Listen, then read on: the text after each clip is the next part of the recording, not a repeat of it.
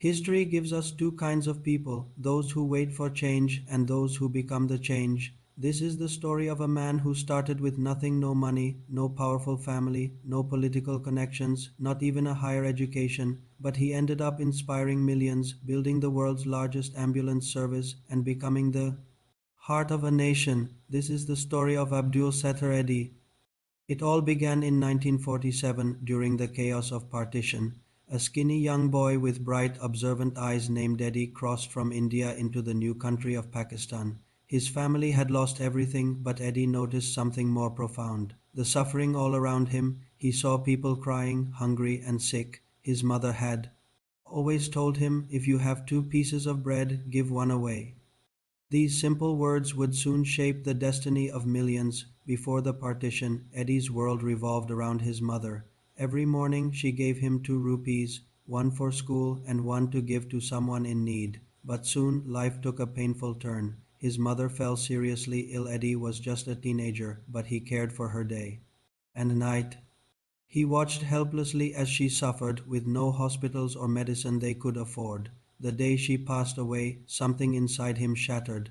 But from that pain, a promise was born. No one should suffer like my mother. No one should be left alone. After her death, Eddie saw suffering everywhere, sick people on pavements, orphans, wandering alone, elderly people abandoned.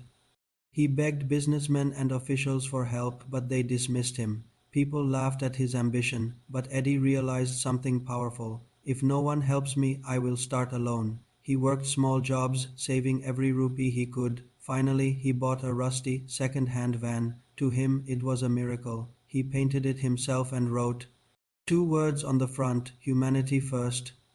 This old van became Pakistan's first free ambulance, and Eddie became its driver. He drove day and night, rushing to help anyone in need, often without eating or sleeping. His ambulance was his office, his home, his entire world. He slept in the back seat, ready to go wherever pain called. People started leaving small donations at his van. His mission was spreading. One of the darkest things he saw was newborn babies abandoned on the streets. He couldn't bear it, so he placed a simple cradle outside his small office with a sign: Do and kill your children, leave them in this cradle, we will take care of them. The very next morning, a crying baby was inside. Eddie picked the child up and whispered, You're safe now. This idea saved thousands of lives. With time, donations grew, volunteers joined. The Eddy Foundation expanded to include free dispensaries, shelters, orphanages, and hospitals, all funded by ordinary people. Rickshaw drivers, shopkeepers, and even children donated their pocket money because they trusted him. Eddy himself lived a simple life, owning only 2 sets of clothes and refusing any luxury. The world began to notice. The media called him the Angel of Mercy. He was nominated for the Nobel Peace Prize multiple times, but he never cared for awards. He faced threats and false accusations, but he never responded with anger. He just kept serving. Behind him stood his wife, Bilquis, a nurse who became his partner in compassion, raising thousands of orphan children as their own. By the end of his life, the Eddy Foundation had over 1,800 ambulances, making it the world's largest volunteer ambulance network. In his final years, his own health failed. He refused treatment abroad, saying, This nation has given me everything. I will live with them and die with them. On July 8, 2016, Abdul Sattar Edhi passed away. The entire nation mourned as if they had lost a father.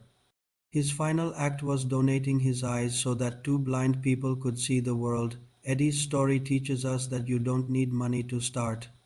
You need courage. You don't need power to touch hearts. You need compassion. In a world full of people waiting for a hero, Eddie became one. He once said, No religion is higher than humanity.